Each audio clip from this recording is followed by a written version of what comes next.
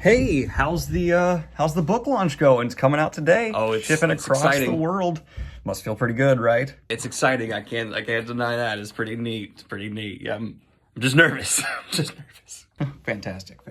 I noticed a little mistake. You got my email about that right before. No. Before it started printing a couple days ago. What was the mistake? No. Oh, okay. It's already printed. I can't fix it, but like, it can't be that big a deal, right? Little oopsie here. You may have called your main characters by two different names. What? Yeah. When Hlid is yelling at Samuel, she recalls him Inspector Wilkins, and their married last name is Witter. That was a placeholder name. You left in the placeholder name at one spot. Wilkins is a horrible. It's Witter. It's Hlid and Samuel Witter. This is going to be in everyone's hands. Seems to have not caught it.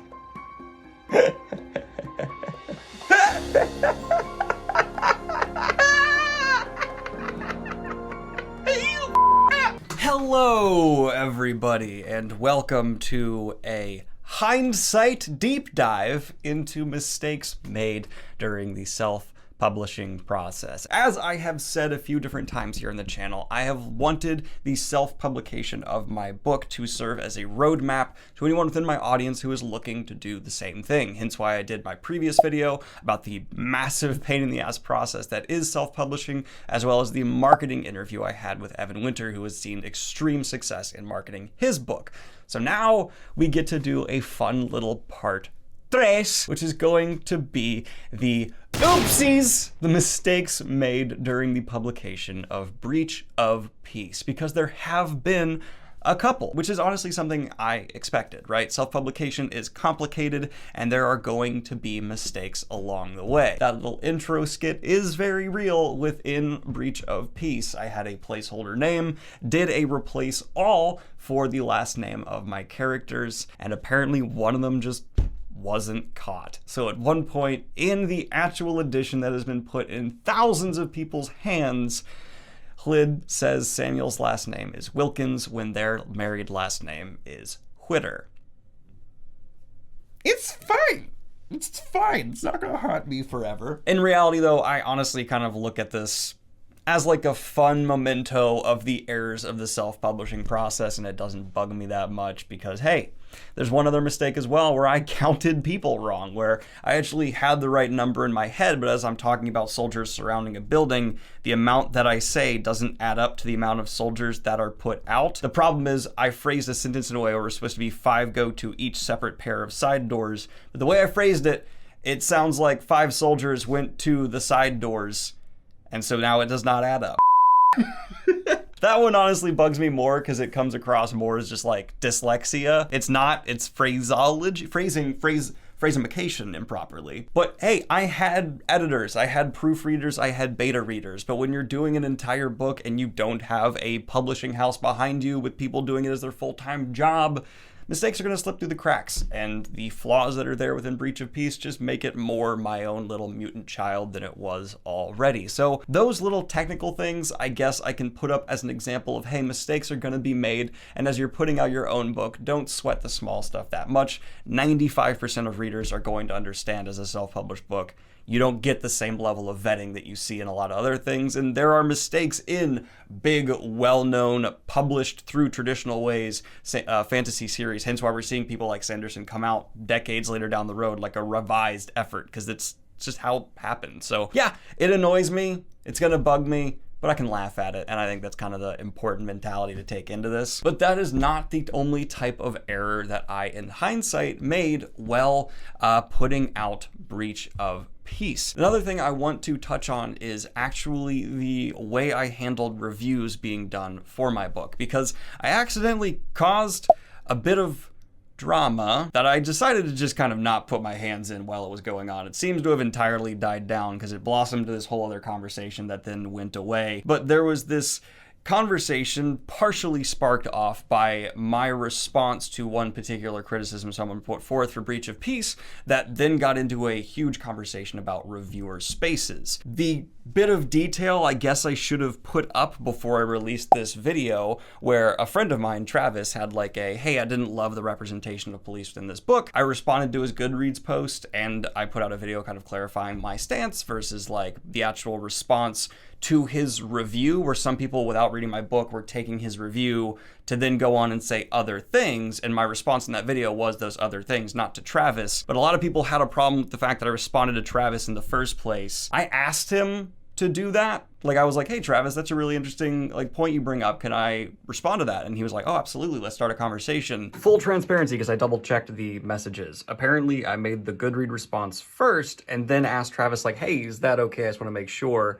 And then he was like, absolutely, let's have a dialogue, that's all right. And then I followed up with, would you mind if I made a video responding to some of the comments that are based off your review? And he was like, yeah, that's cool, go right ahead, because it was about the comments based off his review that even he didn't like. So that's the full transparency story. Wanted to be absolutely truthful on that. And then people had a response of how dare I talk about this, and also how dare I respond to the comments going off of Travis's thing. I don't necessarily believe in reviewer spaces. Throughout the long history of authors and reviewers, there has been a back and forth where authors have been reviewers, reviewers have been authors, they've had dialogues. I don't believe there should be a author cannot respond to a review space. It's why I've encouraged authors on this channel to come and speak their minds many times. But in hindsight, I absolutely would have put at the top of my Goodreads response and that video that like, hey, Travis is fine with me having this conversation, and these comments I'm responding to are not reviews, they're conjecture based off of a review for a book they haven't read. There were also people claiming those comments never existed because a lot of them were deleted. I don't know who deleted them, but I have other people who saw the comments, so I have witnesses. But that was just kind of a strange thing, and I also was promoting people's review of my book, positive or negative, on my Twitter, which some people took issue with. I'm gonna keep doing that in the future because I wanted to use the release of my book as a way to prop up smaller booktubers. That's why I was mainly doing it for people who had like under 10,000 subscribers. I wanted to have like a, hey audience, no matter what this person thinks of my book, go check out their channel. They're a neat booktuber. I'm gonna continue to do that because I want to use my platform to lift up other creators all the time. And that was just a really fun way that I was seeing a lot of move over from my audience to these people. But I guess my biggest learn and takeaway from that would be extremely clear, like, hey, this person's okay with me responding. I find the people saying like, no author should ever speak in reviewer spaces ever to be ridiculous. Again, cut in because I phrased originally what I said here poorly. I think you have every right to ignore me. And a lot of the people who believe in these reviewer spaces will come back with the argument like, what if the author is mean or like sends their audience? And I find that to be a very different circumstance. Obviously, if someone's a jerk, treat them like they're being a jerk and they'll get backlash for that. But the idea that a reviewer has like this sacred, holier than thou position where an author, how dare you respond to their thoughts, I find to be weird and extremely restrictive in terms of the dialogue we can have as people who enjoy these materials. You are welcome to disagree with me. This is not an objective matter. This is completely subjective. So, I'm personally of the opinion that if you are, as a reviewer, afraid to say something because, oh my God, what if the author sees it? You need to get over that because they might. And you need to be able to be honest to someone's face. And I'm sorry that that blew up to such an extent that, like, I saw people, like, furious with each other as this kind of grew and definitely did not intend that to happen. It was odd, for sure. Just total side note, one of the other strange things that came about from that was some people were saying, oh, Daniel's writing from a perspective he doesn't agree with, yet he criticized Fifth Sorceress for some of the characters being homophobic, which is a false comparison, absolutely, because I'm writing from characters I disagree with, but their viewpoints are not facts within the world. Fifth Sorceress wrote that if you turn evil, you are then a part of the LGBTQ plus community. That was a fact. It was not a perspective, which I found to be homophobic because a character is made evil and then they are bi. That's not a perspective issue. Whatever, we're getting off topic, but that bugged me to no end. Getting into the more refined details, though, of things that went a bit wrong during the publication process. I got the audiobook done a bit too early. I had my edits done, my revisions complete, but there were some people who hadn't quite got back to me, and I kind of had written them off as like, oh, they're just not gonna have any thoughts on my book, and that's whatever, be done. And so I sent off Breach of Peace to be narrated by Michael Kramer and Kate Redding, and by the time they got done, I had had a few people send me more like, hey, these are problems, and I was like, oh damn, that's no good. So my advice based off of that experience would be, have your audiobook done as late as you possibly can, because there were even things that Michael Kramer and Kate Redding found themselves while they were narrating, which, oh my lord, Michael Kramer and Kate Redding found mistakes in my book. How embarrassing.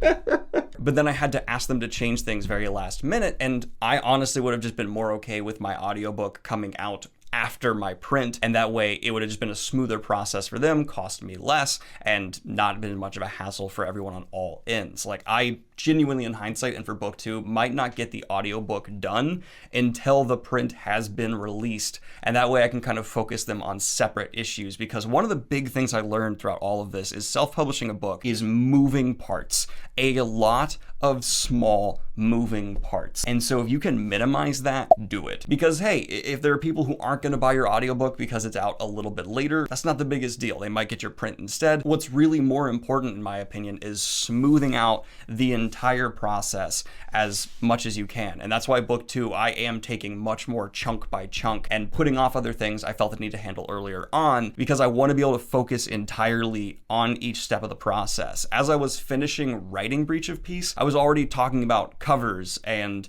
layout design issues, and all of that was just not what I should have been focusing on. You can't multitask on that broad a picture, at least I can't, and I'm very willing to admit that, and maintain a level of quality. And I think that's why there were some things that slipped through the cracks I should have otherwise been able to catch. Don't spread yourself thin.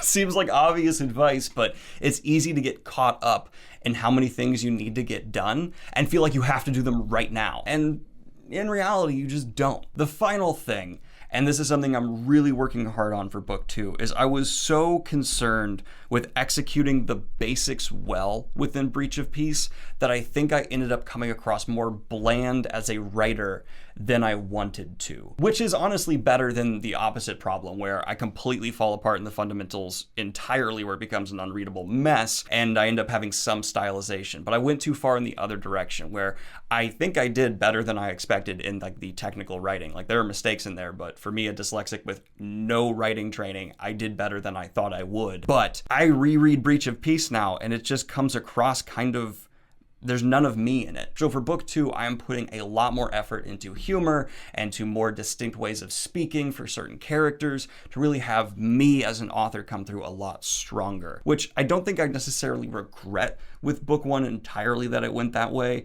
Breach of Peace I am proud of, but I want to, for book 2, just show like that as the biggest focus of improvement, of having characterization and my own hand as an author be a bit more prevalent. The final thing I want to address is something that is actually completely outside of my control. I've had some people say like, oh, Daniel clearly regrets putting his book up on Goodreads. I want to just put this out there so it's more common knowledge within the community. Authors do not control if their books get put on Goodreads. I made an author profile on my account entirely because Breach of Peace was put up there without my knowledge or consent, but that's just the way that website functions. I don't have a problem with that necessarily. I got problems for other reasons, but yeah, some people were like, oh, Daniel's upset about his Goodreads listing when he put it up. No, I didn't. If it was up to me, my books would never be put on Goodreads, but they're just there now. I hope this video is somewhat helpful to people because it's not entirely about, oh, you should do this. I want people to just understand, like, nothing's gonna work out perfectly if you're self-publishing, even if you're traditionally publishing. There's going to be bumps along the road, and don't put that level of pressure on yourself where you feel like one mistake where, like, look at me. One of the main characters calls another main character by a wrong name. There are miscounts of soldiers.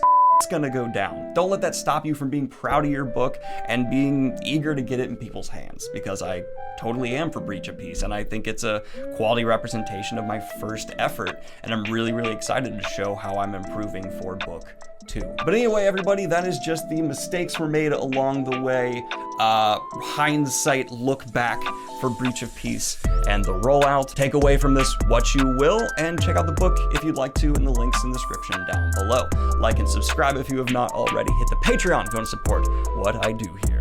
And have a good one, y'all. Peace!